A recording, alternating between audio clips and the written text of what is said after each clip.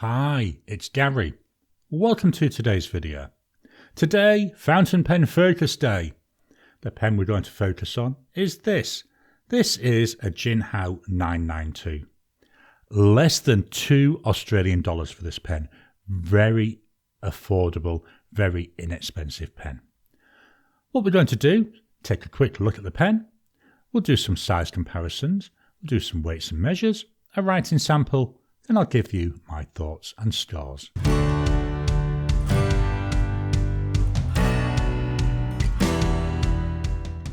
Here we are down on the mat. Time to take a look at the Jinhao 992. So this one, it's in a transparent orange colour, and I quite like this. I think it looks quite different. Again, it's one of those things I like. I like to have pens that look different than other ones that I've got. And this certainly does. I love this colour. It's so different. I like the transparency as well. Yes, at the moment I've got a converter in here, and to be honest, I plan to always use this with a converter. But, as we'll see in a minute, there is the opportunity to eyedropper this, and that's where this transparent colour will really look nice. Looking around the body, so we have a domed cap. We come down, we've got a fairly wide clip, and that clip, I can get my hand round, very, very stiff. As I've said previously, doesn't bother me too much. I very rarely use the pens and put them in my shirt pocket. They're either sat on my desk or they're in a pen case. If we take a look at the cap, so the cap looks like we're tapering out, and then roughly when we get maybe a third to half a way down, that's when it straightens out. I think in here, maybe it's just the way it looks, it seems to be that it starts straightening out when we get to the top of the section that's inside. So coming down, we've got a metal clip, and there we've got Jinhao. That's all that's engraved on it. The nice thing with this band, yes, it's at the bottom of the cap, but it also tapers down to the body. It's a nice little detail. It's the sort of detail you'd expect in an expensive pen, not a $2 one. So we come into the body. Again, as we've already said, it's this gorgeous orange translucent material. Seems to be tapering down all the way down, and we've got another slight dome at the bottom.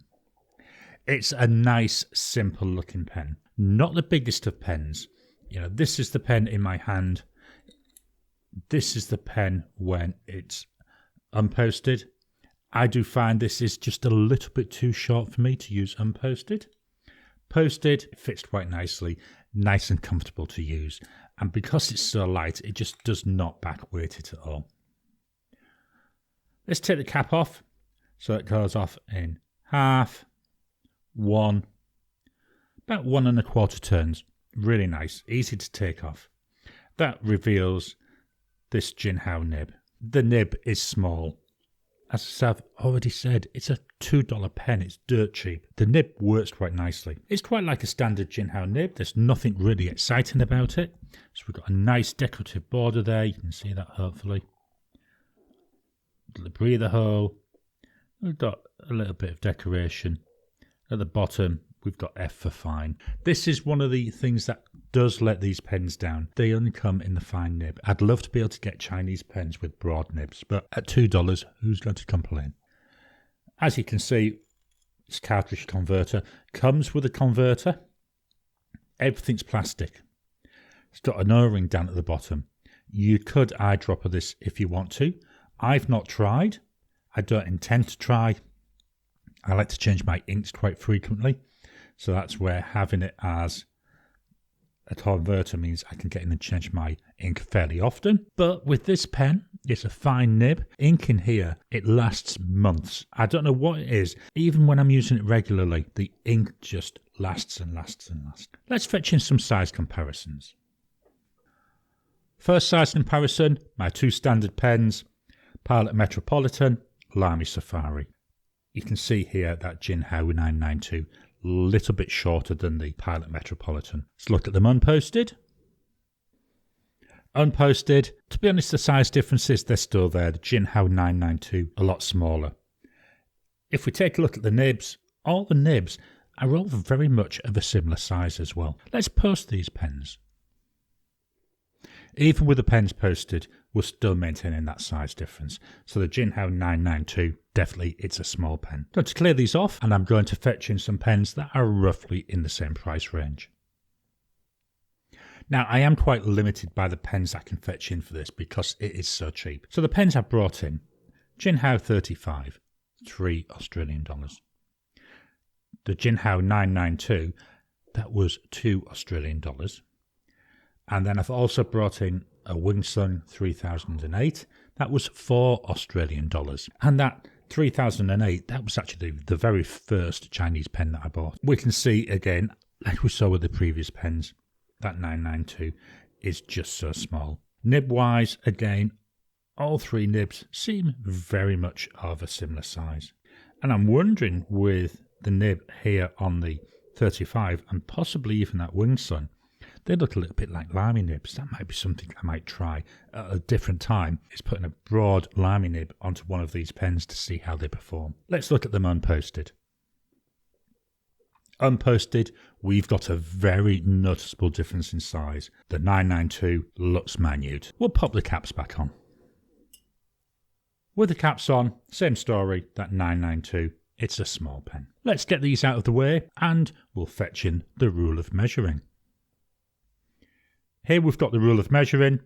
Let's fetch in the pen. So with the cap on, that comes in at 13.4 centimetres. Uncapped, we're looking at 11.7 centimetres. Posted, about 14.4 centimetres. The width of the body, let's take a look at that. It's narrow. We're talking about a centimetre there. The width of the cap is a little bit bigger. That's 1.38 centimetres. And the section, that goes from 0.9 up to 1 centimetre. So the whole pen, very, very small. Let's get this out of the way and fetch in the scales of weighing. Here's the scales of weighing. The whole pen, 17 grams. And this is with a converter full of ink. The cap, 8 grams. The pen body, 10 grams. Very light pen. You can tell that when you're using it. Let's get this out of the way and fetch in the notepad of testing. Here's today's notepad of testing. Ayush paper, 100 GSM paper. Made in India, very nice fountain pen friendly paper. Now there is a bit of texture to this which I like because it gives me that little bit of tactileness when I'm writing. So, talking about writing, let's get on and do some. I'm going to start off with a pen unposted.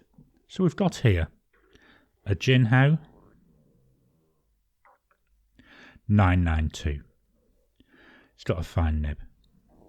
As I've said a number of times, it was $2 Australian. It was actually something like $1.70, but I'd round up to the nearest whole dollar.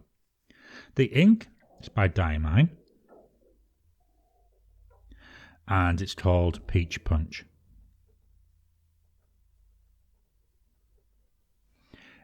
I like this ink with this pen. I think we've got a good match there. Just look at that. So the orange and the peach, very similar in tones. Let's look at drying times. So we've got immediate, 10 seconds, 30 seconds,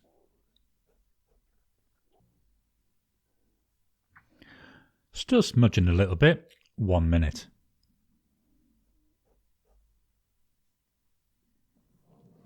After a minute, that's dry. Now this is a fine nib, and I also find that most of my orange inks, they're a little bit drier than a lot of the other colours, so not surprised that that's fully dry. What I'm going to do now is post the pen, then I'll move the mic and write a sentence.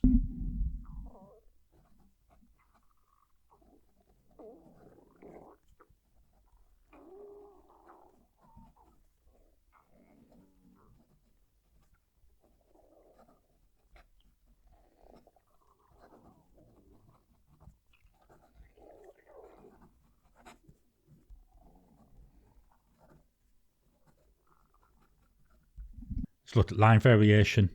So no pressure, with some pressure, and then do some figure of eights or S's, I like to think about them. There we go. And then finally flow.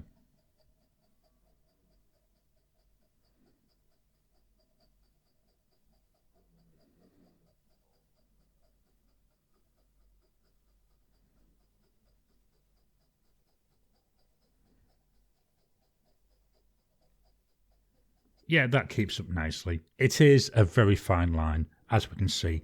You know, it's certainly a fine nib. Oh, and I managed to smudge it as well. Just going to move this paper down a little bit. Hopefully I can show these all on the page. So this top one, this is a Jinhao 159 with a medium nib. You know, looks very broad compared to this fine. Makes this fine look maybe even an extra fine possibly. Also looking at the one above it, this was a Platinum 3776 with a medium Japanese nib, which are usually finer. And there the line is looking very similar in width to me. So I just thought that'd be an interesting quick comparison to show, seeing as I had it all on here. So what are my thoughts about the Jinhao 992? I actually quite like it. I think when we look at the line we're getting, you know, we've got some shading coming through on here. We've got little bits of issues. I don't know. I don't think it's an issue with the nib. It could be with how my hand's oriented. As I've said a number of times on previous videos, when I'm recording, I'm actually sat at a bit of a weird angle so I can get into my desk. That does affect sometimes the way that the writing comes out. So let's start giving some scores. We start with the pen looks. I quite like it. I like the colour. It's unusual.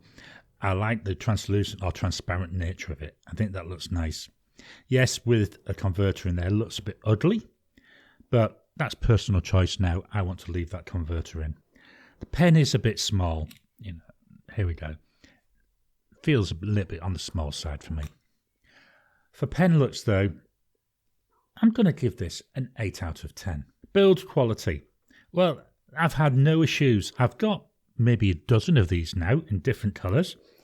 I've had no issues with build quality. Every time I pick the pen up, it works fine. It's consistent, it's a cheap pen, and I think you get what you expect and more from it in terms of build quality. So I'm going to give that an 8 out of 10. Writing experience. The nib is very smooth. You couldn't even really hear much in the way of feedback when I was writing my sentence. And this is a fine nib on textured paper. Really pleasant to write with. Let me just fetch in this. This is Tomoe River. This is 52 GSM paper. On here, you know, we can see how nice it is. It's an off-white paper. I would say it's got a slight cream in it. It's got a slight creaminess to it. But the ink looks really nice. You know, I'm calling it orange. I think it is, as it says, peach. It's tending more towards peach, but I'm a bloke. Orange. The fine nib does show some shading, but not a lot of character. Again, I didn't expect that. So for writing experience, you know, get the consistent line. I'm going to give that an 8 out of 10. Ink flow. Again, no issues with ink flow. It keeps up quite nicely. Even here when I'm pushing it, going all the way across this A4 page, that ink flow just keeps going and going. It's the same with all the other 992s that I've got. I've had no issues with hard starts or skipping. I'm going to give it a 9 out of 10 for ink flow. Comfort. This pen is light and it feels it. This pen is short and it feels it. The section, to me, it's narrow. My fingers are squashing into each other as I'm writing. You know, I would have liked to have seen just a little bit extra width on that, and that would have made this really perfect. So for comfort, I'm going to give that an 8 out of 10. Value for money. This is a no-brainer. This is a 10 out of 10 for value for money. It's $2. It lets me get ideas out of my head and onto paper. I enjoy using it. What more do you want from a fountain pen? $2, you can't beat it for value. And I think there's no way I could give this anything other than a 10 out of 10. All this means the total score for the Jinhao 992 with Diamine Peach Punch is 8.5 out of 10. I hope you've enjoyed today's video. What are your thoughts on the Jinhao 992? You know, when I've done previous videos when I've touched on this pen, lots of people are saying they've got them. I think at the price, they're just so affordable and they do what I want and they work quite well. Please drop any comments down below. Let's kickstart that conversation. Please hit the thumbs up button. Every time you like, every time you comment, just helps with the YouTube algorithm. If you haven't already, please subscribe to my channel so that you can get new videos as I release them. I'll talk to you again soon.